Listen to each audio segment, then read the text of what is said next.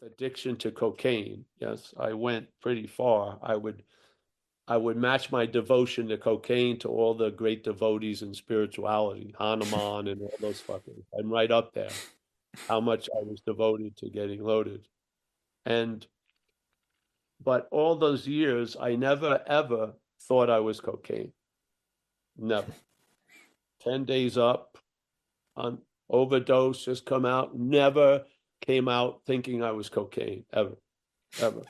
I believe the addiction of the head, we are addicted as the drug of self. Hmm.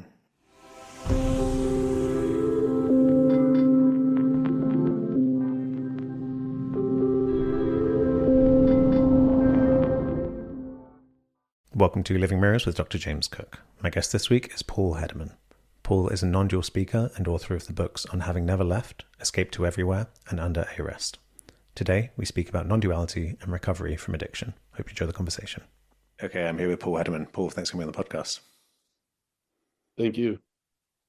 So maybe we can begin with a bit about your journey to non-duality. Yes. Yes.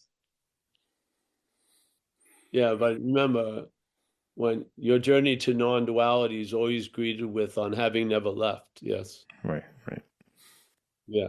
So With that what's caveat. explained to be how we arrived gets negated by on having never left. But yeah, so the action figure was pretty wayward, had fallen into a life of drug addiction and stuff. Went seemed to be hopeless at a certain stage. So it was actually, we were at a meeting today and it was described perfectly, if I could find it again. It was pretty cool, but I did where it talks about I was at a point where I was just attempting to avoid being conscious of my intolerable situation. And so this had been going on for quite a while.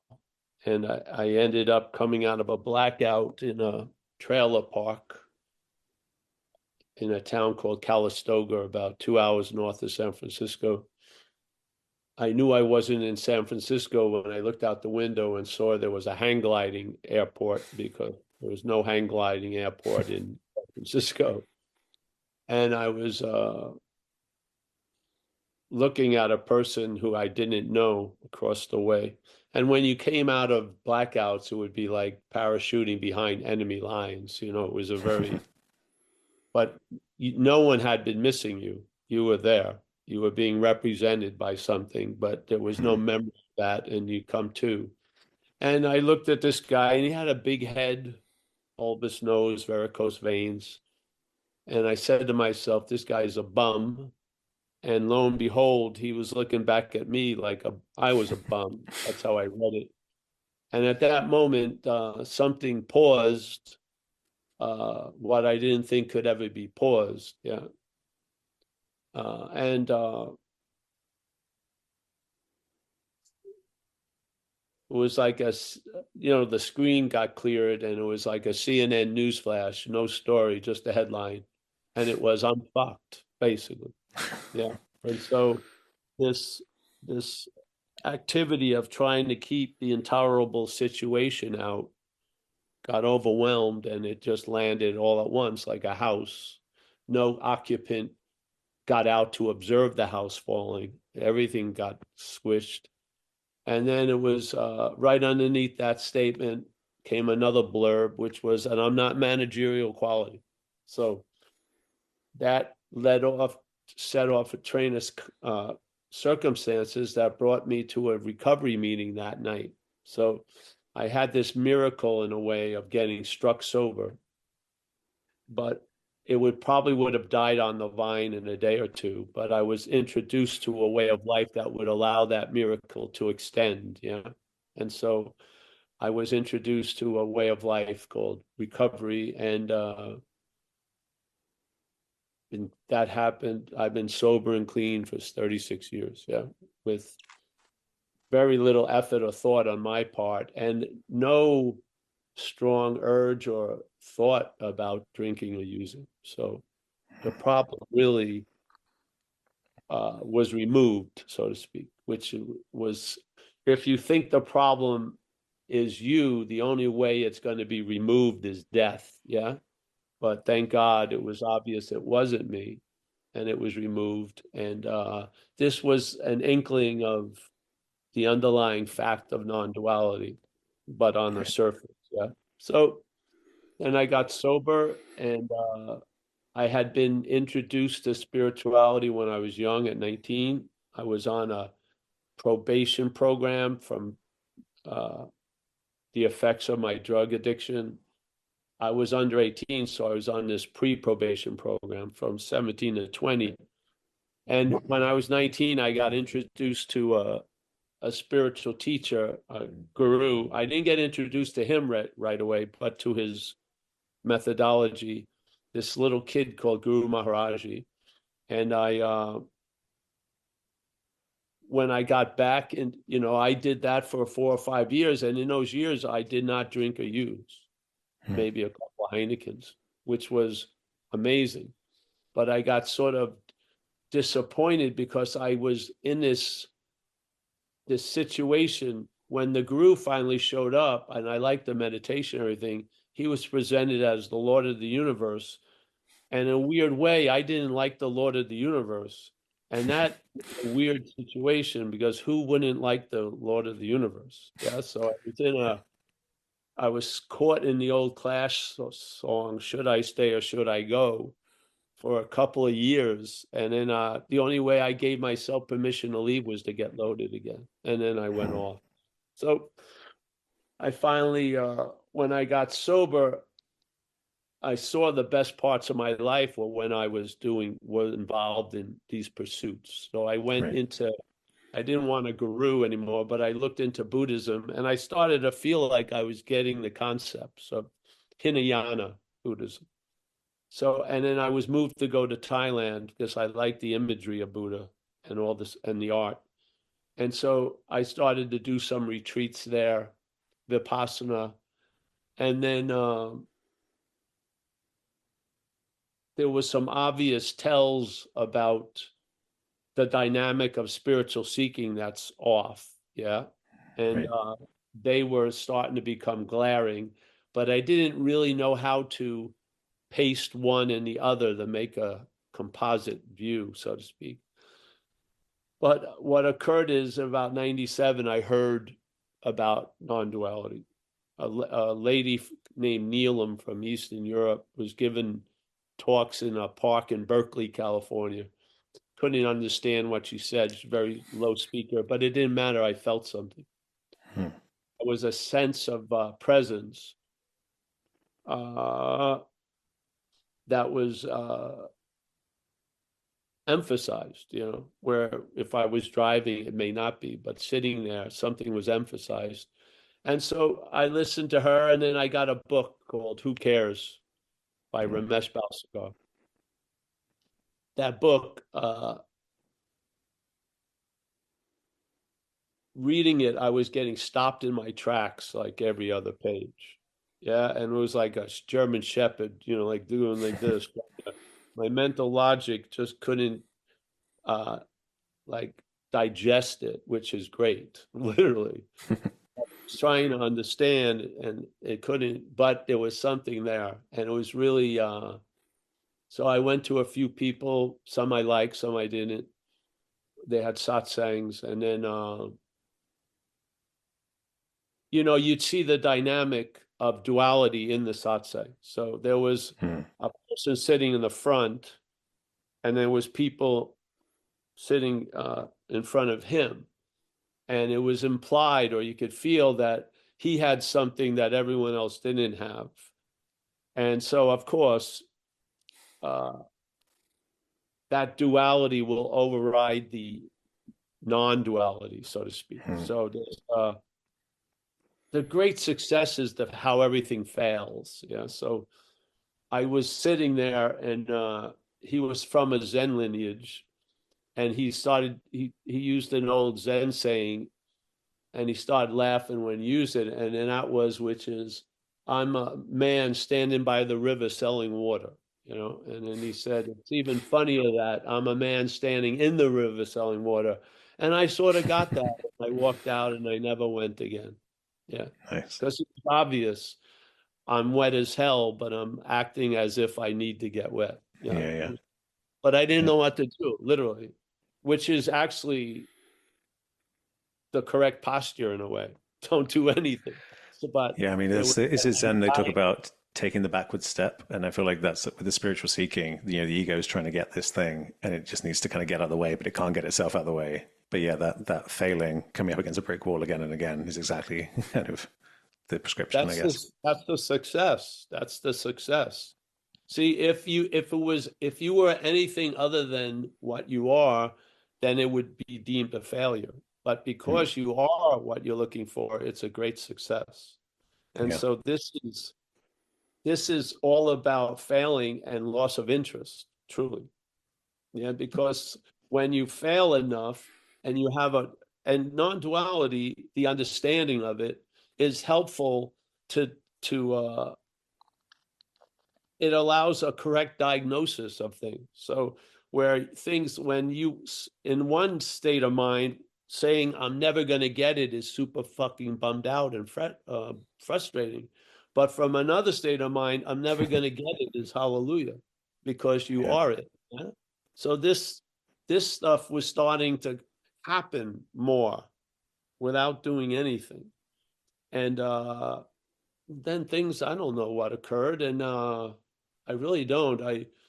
I I had been speaking in recovery, and then my speaking in recovery seemed for most people in recovery not to be recovery. So hmm, I was starting to have a little trouble in my own community, but I thought it was very recovery, whatever. And so I was getting frustrated by the resistance I was running in. So we tried to get in touch with other people. First, we were just making CDs with dates on it, no name and stuff, and they were getting proliferated a little far and wide. And we were trying to, so we decided to make a website. And every time we tried to make a website, the only people that knew how to work computers were newcomers, young people, and they'd always go out. So we never got the website made for a couple of years, because they would start and then they get loaded and there goes the project. But we finally got it out, and then people from outside recovery got in touch with me, and then I started to see blatantly spiritual addiction, the addiction movement in spirituality. And I started to get introduced, and I was always surprised when they'd invite me back because I was basically disclaiming everything their whole thing was based on, but it was amazing. But so that's what happened. And then here I am today. yeah. I think that addiction to spirituality thing, you can kind of assume that if you're interested in surrendering beyond the ego, that spirituality would be. I mean, that is the unifying thing, but the ego doesn't want to surrender that easily. So you get all of this kind of goes into overdrive, and there's this, as you say, seeking addiction and people going off into all kinds of stuff.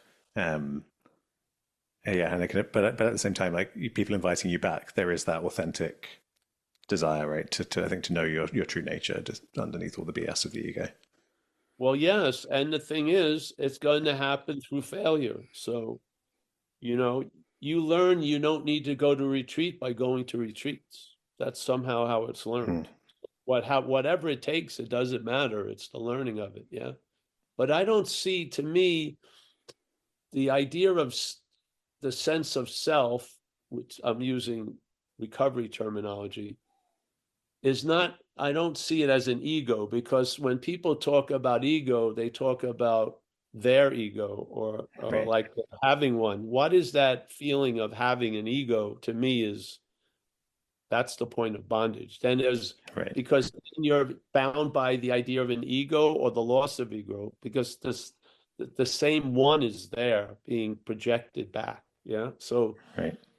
I see the sense of self as a very quick mental movement, a mental activity, and its main thrust is to claim the verbing of what's going on and to imply that there's a noun that's actually before the verbing doing it, instead of a noun being manufactured by claiming the verbing that comes Right. after it. Yeah. So I'm a real uh, believer of how time is used. You know, Raman Maharshi, out of his writings, if you've ever read people who did talk about his writings, they're pretty much, certain statements are in all of the different people's writings. Yeah. And they're usually, if they're important, they're preceded by the greatest mystery or the problem. And this is how this one works a lot for me as when you're presenting these ideas. So, first of all, the mental activity of selfing is mechanical. There's no you choosing or volitioning, or you don't have anything to fucking do with it, literally. Yeah. But it keeps going. It just keeps going. As long as consciousness or existence is here, it's going to show up to claim it's the one that's here. Yeah. You can just guarantee that. Okay. So Ramana says this beautiful thing. He says there's a presupposing of a non-existent thing to be an existent thing. Yeah. So there's no even you yet, period, to be the doing the presupposing. There's a presupposing, let's say I call it by a mental process, of a non-existent thing, the body, obviously, to be an existent thing. And then with that in place, that existent thing seeks salvation, let's say, for itself. Okay. He says if that's the case, and he's basically saying that's the case, your spiritual practices themselves are reinforcing the non-existent thing. What are they reinforcing the non-existent thing as? An existent thing. How can they destroy it? Yeah. To me, that's just that's complete beauty in the message, because most people are starting from the existent thing. They're not starting from what's before, which would see the existent thing as a non-existent thing. They're not seeing that. So there's the non, and I've always come back to this because this was a direct whack. I had an Uncle Fred growing up. He wasn't really an uncle, but he was friends with my father. And Uncle Fred was frequent visitor to the family. And then he passed away. And I was like 9 years old, I think. And my mother took me to I think it was a little later than 9 because my father died when I was 9, but a little later. And my mother took me to the funeral. And we were sitting in the first row at the wake. And she says, "Do you want to say goodbye to Uncle Fred?" I wasn't really that keen on it, but she pulled my hand and we walked up to the casket. I look into the casket and I have a direct hit. That's not Uncle Fred. No thought, ammo. Yeah. And then I walked back and sat down and it got cataloged, but it's been there for a while. And this was given a lot of life through non-duality. So obviously I assume the existing quality that was animating Uncle Fred was the body. Yeah. But when that existence was out of the body, it was obviously, oops, I was mistaken. That's not Uncle Fred. It wasn't like, oh, when did Uncle Fred not be Uncle Fred? It was immediate. It was never Uncle Fred. Yes, it wasn't like something happened. And then in hindsight, you could realize, why was I seeing Uncle Fred as the body? Because I was seeing from the body as being Paul. Yeah, just that simple. Yes. So this preconceiving of this non-existent thing is a mechanical activity, being an existent thing. There's no volition. You're not going to stop doing it because you've never been doing it. It just does it. Yeah. This is the beauty. This was really one of the big graces that occurred when stuff started to fall, because volition is subtly in everything. We believe we're doing a lot of shit we're not doing. I mean, it's really in there, and you have to be persistent to sort of. It's like a weed killer that needs to be applied more than once, probably. Yes, yeah. So because there's a lot of weeds masquerading as flowers in the garden. Yeah, so we're protecting the flowers from the weed killing, but they're not. Yeah, so uh, this idea of it being mechanical. So the head claims what's ever going on, yeah, to reinforce the idea there's a someone it's going on to or is doing it. Yeah. So let's say living is all verbing, and the interpretation of living from the head is there's a noun doing it all. Yeah. But Right. in seeing, the seer has no meaning, but there is no seer without seeing. There's seeing without a seer, but there is no seer without seeing. So the seeing, the hearing, the feeling, the living is claimed. And then what's reinforced is there's a liver, a seer, a hearer, a thinker, a doer. And this is the bondage of the idea of self. So Right. that noun that comes after the process of selfing is presupposed to be before it.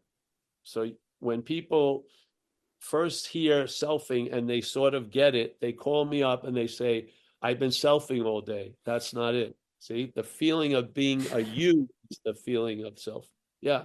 Right. So let's say this claiming, this mental process, and this is observation, is the quickest process in time that I've ever seen. So when there's a doing, there's a sense of being the doer quite quickly, quite fast. And not only the sense of being the doer, it triggers being a historical doer. So there's not a claiming of the individual doing. That's the event, but what's implied is you're a historical doer. Wow, it's incredible how much weight's put on. So this activity, I don't believe any activity in time can get before that activity.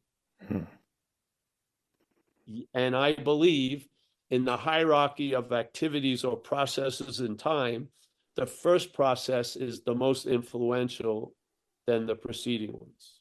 So let's say the first process is this injection of self into everything.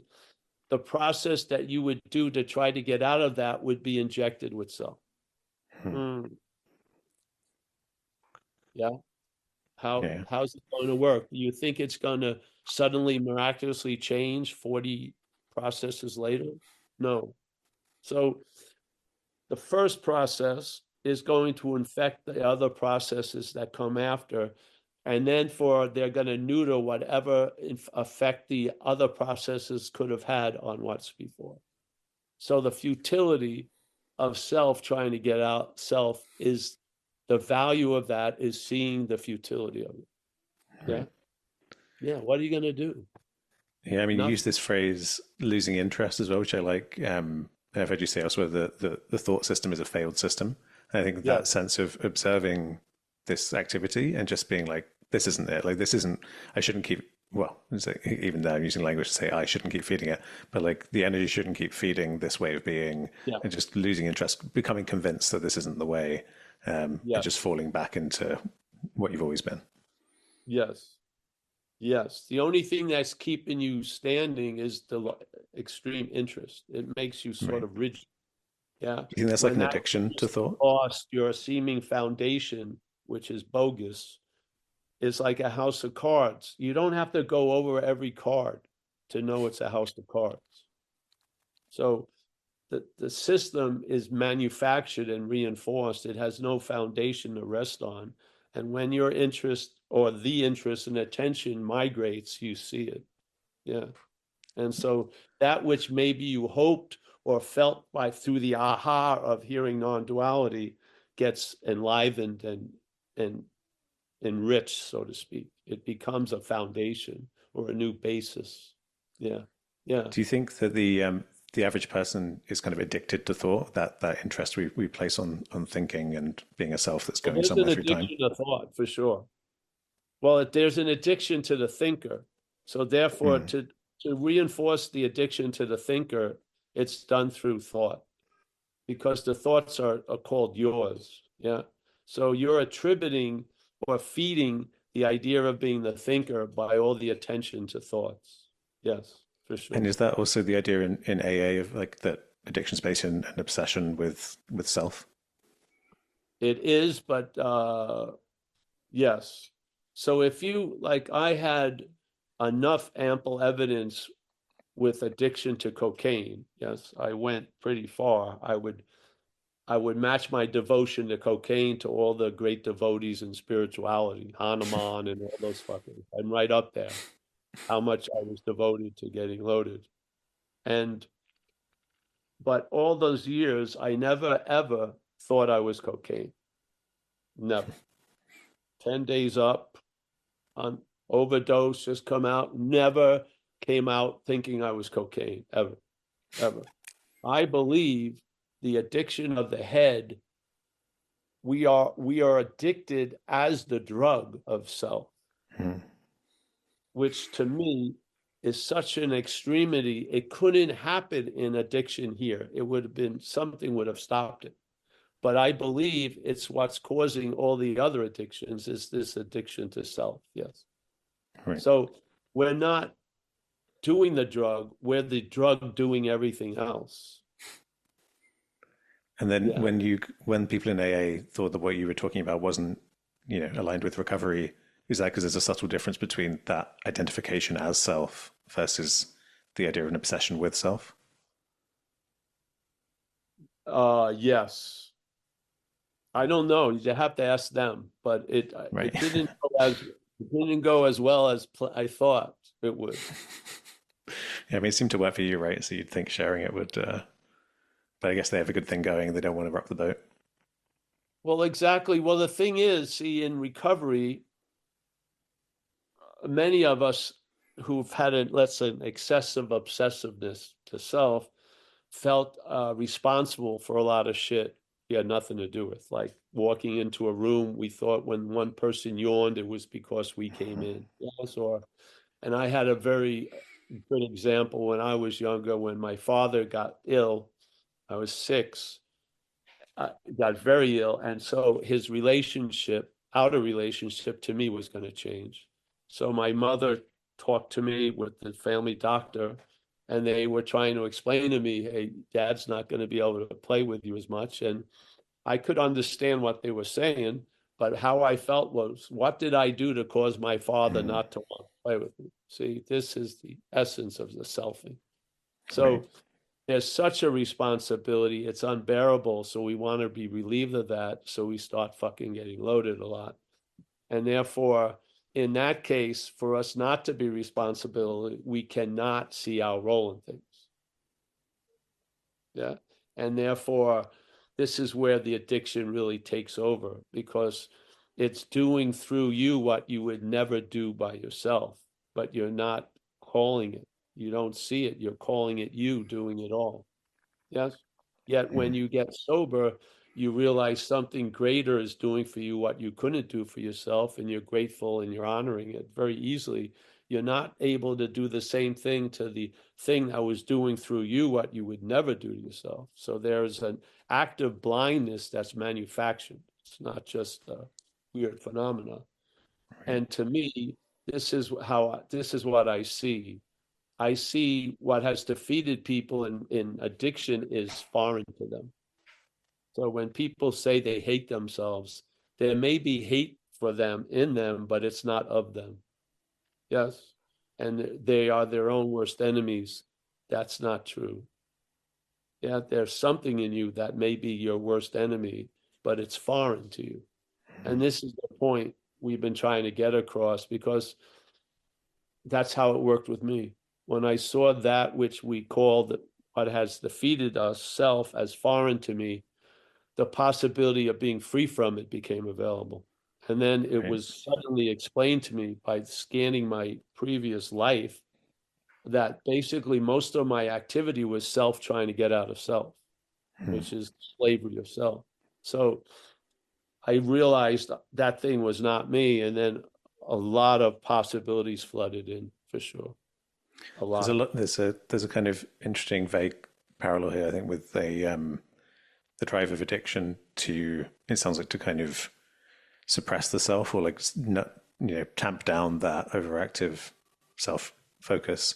And then with spirituality, the attempt to kind of self trying to get out of self. But I guess the difference being as you spoke about, the kind of the backward step of genuinely losing interest in self. Whereas with the addiction, I guess it's like a relentless focus on self, even though you're trying to get rid of self. Again, but they can lead to a bottom, which can be sufficient for a big change.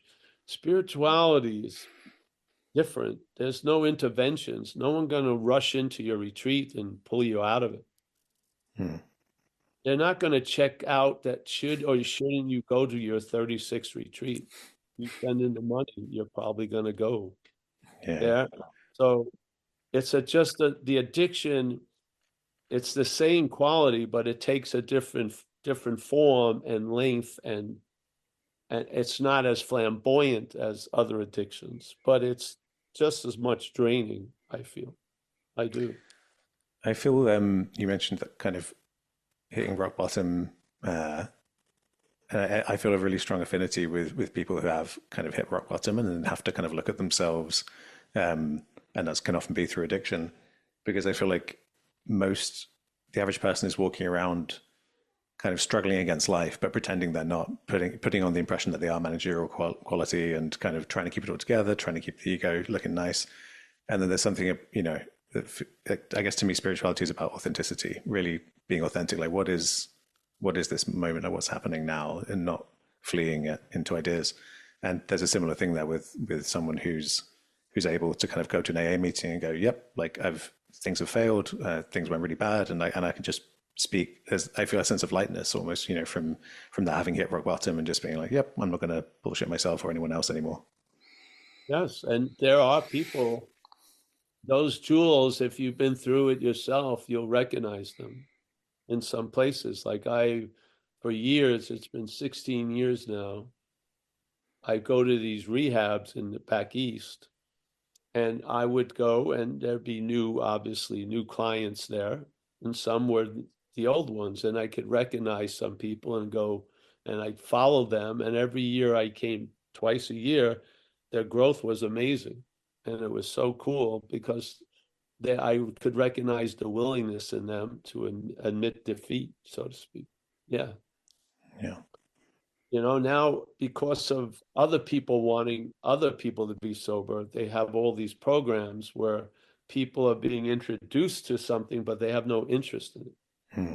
It's like their parents want them to be sober, and so they get them in the rehab, but the kid doesn't. So it can be gained through the program, but it's nice when the willingness is there when you get introduced to the program.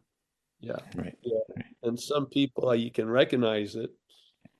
And, I was jazzed up. I was struck sober. So I didn't get sober in recovery. I stayed sober in recovery. Hmm. I got whacked and things were revealed. And then I went to a meeting. And Yeah. then that I truly believe allowed it to extend in this place. I think it would have been drowned in the tub by circumstances if I hadn't been introduced to a way of life. I do. I mean, I think for a lot of people in spirituality, immense suffering is what leads to people kind of waking up. And so there can be a sense of kind of grace in retrospect, a sense of almost appreciation for the fact that if the suffering wasn't quite as bad, you may have been able to muddle through life in the suffering and never kind of pierce it. Does that resonate? Well, it can, but it's not essential. It can look any way it Right. wants. But for a lot of people, it looks that way. Yes, but just because it expressed itself that way doesn't mean that's the way it's going to be found. Right. Right. No, I Right. don't believe that. I believe it can do whatever it wants Yeah. as us. Yeah. But sometimes there's some joys as an action figure. And because of the duality that's we project based on how we're set up. Yeah, we are set up thinking an object is a subject. So that's how Mm. in a world there isn't like a duality planet. Yeah, duality is how we interpret appearances. Yeah, we're coming from dualism. That's why we interpret appearances as we do. Yeah, so I don't believe you can make a path out of an expression. I believe what you are is expressing itself a lot of ways. It can express itself in the dream of finding itself again, and it can look a certain way. But I don't believe you can lay down some cement and make a path. Right, right. Yeah, I'd wear it loosely, but yeah, a lot of people. We used to joke about it, like someone goes to Walmart and they're in the appliance section, and then a toaster falls off and hits them on the head. And then they sort of wake up, and now people are going to Wednesday to Walmart and hope a toaster falls on their head, microwave, whatever. No, that's how it was expressed. That wasn't done by that. Right, Yeah. right. Yeah. Awakening is already the fact. Is no one is the first person to become awake. Awakeness is the fact. We're in a dream of seemingly being awake to that or not. Yeah. Many people are seemingly not awake to that. In other words, it's appearing to them that they're not awake to that, but they are awakeness. And then Yeah. other people, it's now appearing to them that they're awake. Yeah. Which is they've always been awake. It's not a quality that was produced or earned. It's found out by, to me, negation of the other attributes that are not us, that we take to be us. By negating what we're not, I believe we are the seeing of what we're not. We are the awareness of what we're not. That's what we are here. That's the closest description you could give it. Yeah. That kind of path or practice of negation, do you see that as different to the toaster example of like not just another thing that the ego is doing? Well, see, like, let's say neti, not this, was always been done by a this. So this is, in a way, before any neti. It's just, no, I feel awareness watches what's presented. And then there's either involuntary nay or yay. Yeah. And then attention and interest goes. And then after that, you're going to be defined by the interest and attention. Yeah. But here you are. So by hearing about what you used to always be implying to be you as not you, and then when you greet that habitual information, it pauses something. It pauses the system, and there you are. Yeah. So no, I find the only way to get to what we already are is through negation.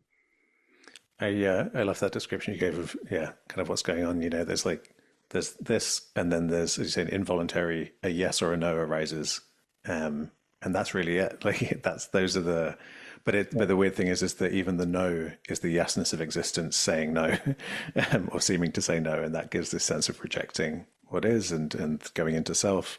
But then as that. That's just a mistake, but usually that's self looking at it from self's view. If you take it back, so when there's a question, if that's self, question that self. Yeah. Right. Yeah. The one that's bringing up the question, is that self? Question that. Yeah, I Not think question, the just, yeah. If you set a step back, sometimes it may look like two steps back because you've got to, negation is not two. It's not one. You're not negating one, you're negating two. So there's the one that's observed, and then there's the sense of being the observer. Both of them are not you. Yeah. A yeah lot of the people get clear about the observed, and now they're living as if they're the observer. That's not them. yeah. No, that's a That's great, like you were another saying thing. earlier, with like the self and the ego, where if someone says they've had an ego death experience, right, then there's some sense of self as kind of view or observer. There's something there that's still self kind of lurking in the background. Um, I, yes. yeah, and you've got to really be vigilant to that and go all the way in terms of Well, beyond you don't, identity. you just need an understanding. Yeah, See, you you don't have to have do the anything. ability to take another step, but if you don't believe there's a possibility, you won't take the other step. Hmm. But we need understandings to be conveyed that there's another step. The steps are easily taken unless you don't believe there's any more steps. See, this is Right. the point of non-duality, because not not being the one that's observed didn't work. You have to also catch the one side of the coin, the observed, and also the other side, the observer. They both, for that currency to devalue it, you have to lose interest in both sides of the coin. Hmm. That's People great. try to lose interest in the observed, but they gained interest in the observer, which is of the same cloth. Yeah. Yeah, I think that that subtle self sense of being awareness is rampant in spirituality. And yeah, you summed up really nicely there. I think Yes. the thing you said earlier about when people lose the sense of self, or as they approach it, they can fear like, well, what am I? Am I just going to lie on the couch all day? Am I going to lose all ability to function? And you mentioned earlier, I guess an interesting parallel is that experience of blacking out, where you said like there was still the action figure going through all the motions, and no one else noticed you were there, but experientially you're just on autopilot. But we're always on autopilot. There's always just what's happening and the occurring, the mechanisms. The action There's figure is never an anyone action. behind. Yeah, there's never anyone steering it. The funny thing with me is I did better in the blackouts. I didn't get arrested. Hmm. I remember my arrests. Yeah. The blackout, the representative of Paul as Paul was a better Paul than the old for fucking familiar Paul that shows up and says, I had a blackout. It was doing much better job than the Paul that kept staying in the position. Yeah, it was funny. Yeah, In there's a movie called Moon. Yeah, and hmm, with Sam Rockwell. So in this movie, Sam Rockwell, it's in a little bit in the future, and they found a mineral in the moon that fuels all the technology on Earth. So they have these giant harvesting machinery that can be run by one person in this one area, all around the moon. So he's a guy who's been on a 5-year job. He's got 5 days left, has a wife and kid. He's a Boston Red Sox fan and all like this. So that's what's going on. He's doing his job. Suddenly there's a problem at one of the harvesting areas, and he finds someone in a spacesuit. What? He didn't know there was anyone else there, and he brings the person back, and he takes the helmet off, and it's him. It looks just like him. And this thing somehow or another was the transition from the one clone to the next clone got disrupted, and suddenly the space was filled with the same clones. And so the clone that just came up had more knowledge than Sam Rockwell and starts breaking the news to him. You don't live in Boston. You're not leaving in 5 days. They just built the machine, and it worked better with this narrative that it only has 5 days left and this and that. And of course, Sam Rockwell's listening to this. He fucking can't believe it because he's hearing it as the human programming. He's right. not hearing it from clone to clone. He's hearing it from clone to human, which is really fucking upsetting him. So the Yeah. other clones realizes that, wow, says, all right, let's go down below. They go down below. There's thousands of them there. There's a lot of Sam Rockwells. So you think he should have gotten it, but what's getting it is the human programming. Right. So in this case, the clone can't get the message to the other clone that it's a clone. It keeps getting claimed by the human programming. Don't you see it? This is what happens with us. This is what happens with the lion the young lion gets orphaned and is roaming around and gets it gets introduced to a herd of sheep, and it becomes like a sheep. It lives like a sheep, tries to chew cud, worried about its hair being too straight, all this, and living as a lion, feeling somewhat uncomfortable and shit, but whatever, doesn't know any better. Then an old lion comes into the savannah, sees this herd of sheep, starts chasing them, sees this young lion and thinks it's joining the hunt, but realizes it's running with the sheep, veers off, grabs the young lion. The young lion rolls over, looks at the lion, recognizes it as a lion, goes, "Mr. Lion, please don't eat me. I'm just a humble sheep." So the old lion's like, "What?" So it just drags the young lion over to the watering hole, puts both their heads over. The young lion sees the reflection, gets it. Yeah. It didn't matter if it was 50 years of a sheep. He got it instantly. It's a lion. Whacked it. Didn't matter how long it was a sheep, thought it was a sheep, how much it thought it was a sheep, even if it was obsessed with being a sheep. The fact was it was never a sheep. Whack gets the message. Yes, that's the end of the parable. But here it doesn't work that way, because when the old lion leaves and the young lion doesn't have that reflection in the pool, as soon as it starts moving, the sheep programming kicks in. And now it's a sheep that had a lion experience. This is the quickness of this fucking head. This is what I'm pointing at. It's impossible to get out of what you're not in. It already has you in something you're not in as a sheep. So you're trying to have a lion experience, but as a sheep, all the while being a lion. That's not phenomena. That's the formula. The mental process is quicker than your reaction. It's triggering your reaction. And your reaction is as a self. How are you going to get out of that? You can't. You realize you're not in it. That's the way. Humbly, I can only translate how it worked with me. I don't know about other people. I don't know about someone maybe saw that he was the effervescent light of all lights. It didn't work that way for me. It didn't stabilize. I had those events, but those events were claimed by the sheep over and over again. No matter how big or long the epiphany, it was always ended by the sentence in the head, "I'm having an epiphany." And what was having the epiphany was the sheep idea. Yes? The epiphany was being a lion, but it was being had by a sheep. Yeah? The message wasn't getting through. So then you seek for more peak experiences, and you believe, if I have a super shock, it'll shock me out of being a sheep. You've never been a sheep.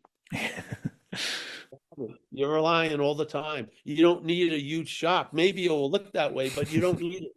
You can come to your senses by hearing satsang. You Yeah, can.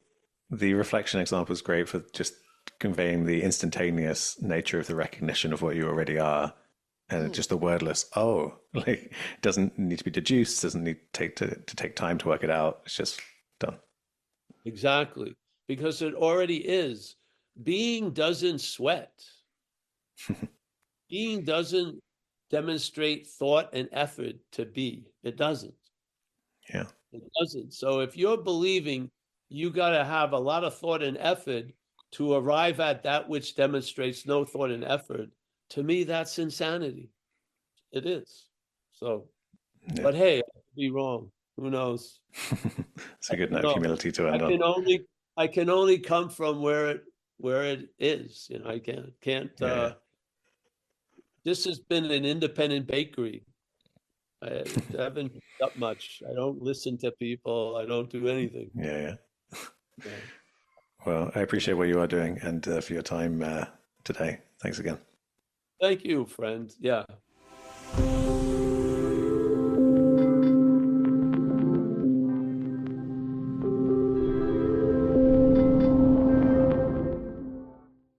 Thanks for listening. If you're watching on YouTube, please like and subscribe. And if you want to help the podcast reach a wider audience, you can leave a review on Apple Podcasts. Finally, if you want to offer financial support, you can go to patreon.com/Dr. James Cooke.